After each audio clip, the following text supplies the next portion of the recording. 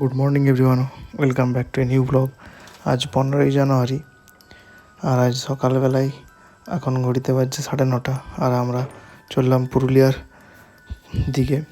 বাড়ি থেকে বিষ্ণুপুর থেকে পুরুলিয়া যাব, তাই 9:30 যে রূপসী বাংলা আমাদের ট্রেন আছে তাতে করে যাওয়া হবে। পিহুকে একবারেই ঘুম থেকে উঠেই নিয়ে যাওয়া হচ্ছে, কারণ সকাল সকাল ওর ঘুম না হলে ভাঙে না। শীতকাল যেহেতু একটু বেশিক্ষণই ওকে ঘুমোতে দেওয়া হয়। পিহু একদম জাস্ট উঠেই দেখছে স্টেশনে, তাই ভাবছে যে কোথায় এলাম, নিজেই একটু অবাক হয়ে যাচ্ছে। ট্রেন একটু লেট করছে যদিও আজকে। পিহুকে যেহেতু সকালেই ঘুম থেকে উঠে নিয়ে আসা হয়েছে, তাই খাওয়া দাওয়া তো হয়নি, তাই একবারে ট্রেনে উঠেই পিহুকে খাইয়ে দেওয়া হচ্ছে।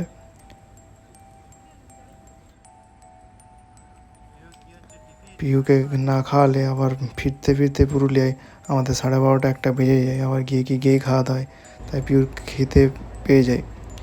তাই এখন দীপ একটু খাইয়ে দিচ্ছে।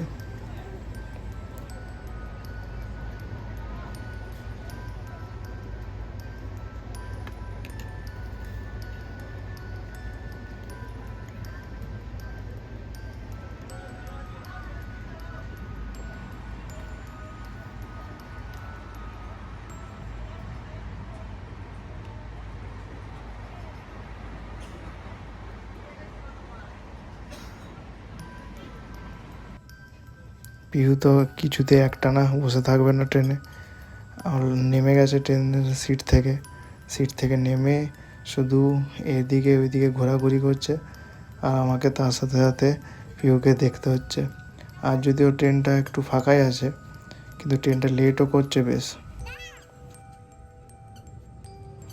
এখন যেহেতু মকর সংক্রান্তির সময়, তাই পুরুলিয়া তো আজ মোটামুটি ফাঁকাই থাকবে, দোকানপাট সব বন্ধই থাকবে। এটা পুরুলিয়ার ক্ষেত্রে একটা অঘোষিত হলিডের মতো।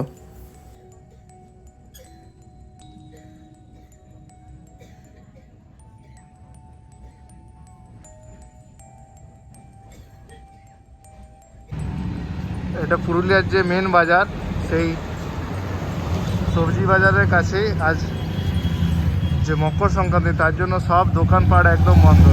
এখন বাজছে ঘড়িতে মাত্র 6টা, দেখলে মনে হবে যেন রাত 12টা 1টা বাজছে, সব বন্ধ দোকান।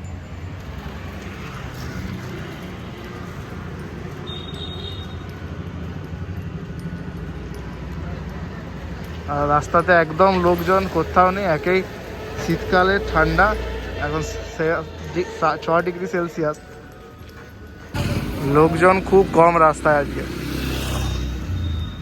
অফিস, এটা পুরুলিয়ার একটা অঘোষিত বন্ধ এই মকর সংক্রান্তিতে 2 দিন।